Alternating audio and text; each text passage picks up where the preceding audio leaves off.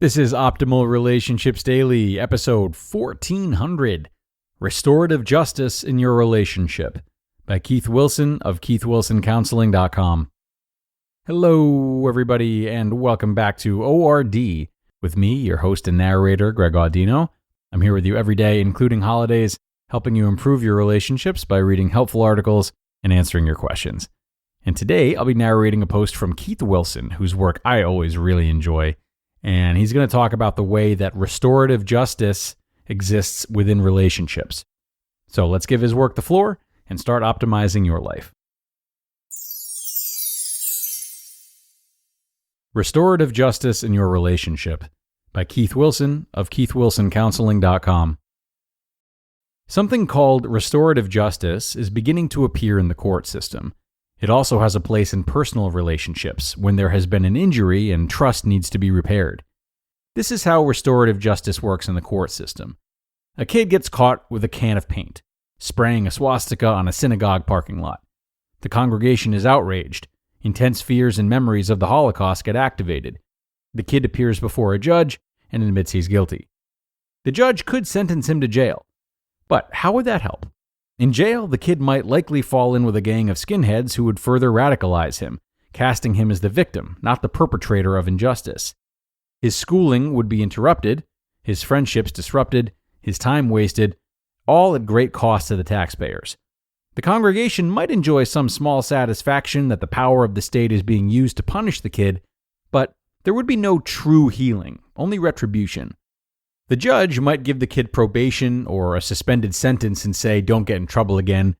Many, including the congregation and the kid, might think that he got off easy. Many judges, wanting to avoid these unproductive options, might send the kid to someone like me to arrange a restorative justice conference. The first time I meet with the kid, I check to see if he was ready to take responsibility for his actions. I'd ask him if he could imagine how spray painting a swastika on a synagogue parking lot might affect the congregation. I would invite him to consider how he could make amends. If he can't do any of these or is not willing to make amends, I'd send him back to the judge. If he was able and willing, then next I would meet with representatives of the congregation. I would tell them about restorative justice. I would ask if they're willing to participate. I'd invite them to consider how the kid could make amends. If they can't deal with meeting him, or if there's nothing he could do to make amends, then I would tell the judge that restorative justice is not right in this case. But if we have a go on both ends, then we arrange a conference with everyone. The kid speaks first, taking responsibility, acknowledging the harm he's done. The congregation then speaks, filling in details the kid might have missed. If the apology is accepted, we move on to construct a plan to make amends. The kid and the representatives work towards an agreement on what he will do to make it right. Maybe he'll scrub the parking lot, rake leaves, speak to the whole congregation, or whatever. A time limit is placed, and everyone shakes hands. If the kid follows through with his promises, then the judge dismisses the charges, the congregation forgives him, and everyone moves on. The taxpayers keep their money, the skinheads look out for other recruits, the world is a better place. You can do the same thing in your personal relationships. If you need it, someone like me can help you. You walked in and found your wife with another man. You could pull out a gun and shoot them both, but that would just get you in trouble. You could just get a divorce, but how do you get that image out of your head and move on? You could just tell her to not do it again, but that seems too mild. Your wife is remorseful. She's ended the affair. She wants you back. She wants you to forgive her. You need to be able to trust her for any forgiveness to be real. You could have a restorative justice conference. Restorative justice is only possible if your wife is ready to take responsibility for the affair.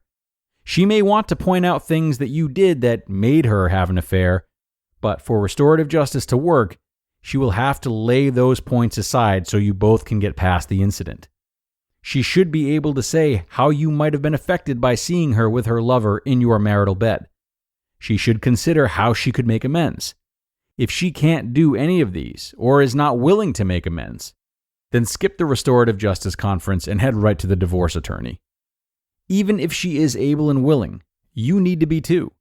You have to be willing to meet with your estranged wife and work with her to develop a plan for making amends.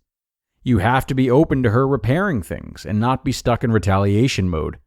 If you can't deal with meeting her, or if there's nothing she could do to make amends, then you need a divorce attorney more than a restorative justice conference. But if it's a go on both ends, then you have a conference. Your wife speaks first, taking responsibility, acknowledging the harm she's done. Then you speak, filling in details your wife might have missed. If you have questions about the affair, you ask them. If she answers them fully and if the apology is accepted, you move on to construct a plan to make amends. You both work towards an agreement on what your wife will do to make it right. Maybe she'll never talk with him again. Maybe she'll go to therapy and change factors that led to her affair. Maybe she'll paint the bedroom, burn the sheets, and buy a new bed. Whatever floats your boat. Coming up with ways to make amends is often the hardest part. Your wife would do well to not agree to tasks that degrade her or that are impossible or vague. She can't promise to never talk to another man. She may promise to love you, but what does that mean? You would do well to make them hard enough to be meaningful and related to the wrongdoing. The best amends are measurable, attainable, and concrete. A time limit is placed, and everyone shakes hands. If she follows through with her promises, then you let it go. That's your promise. If you still have mistrustful feelings, dismiss them. That's called forgiveness. Everyone moves on. The world is a better place. For you, as a victim, the key to making all this work is knowing what you want for him to make amends.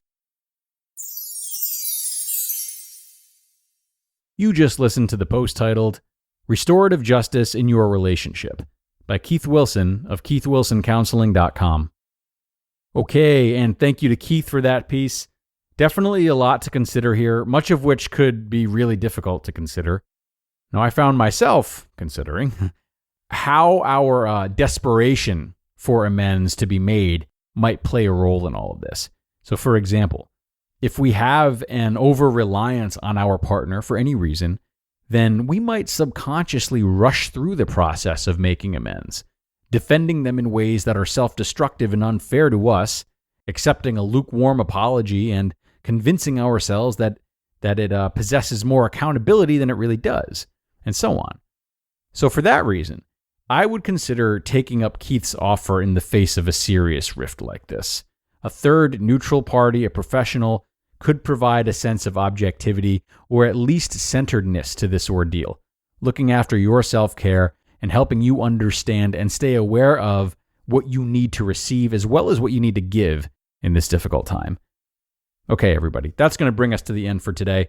Great article from Keith that I hope you all took something from. Be sure to share this episode with somebody who you think might enjoy it. And aside from that, enjoy the rest of your day. And I'll look forward to being back here again with you tomorrow, where your optimal life awaits.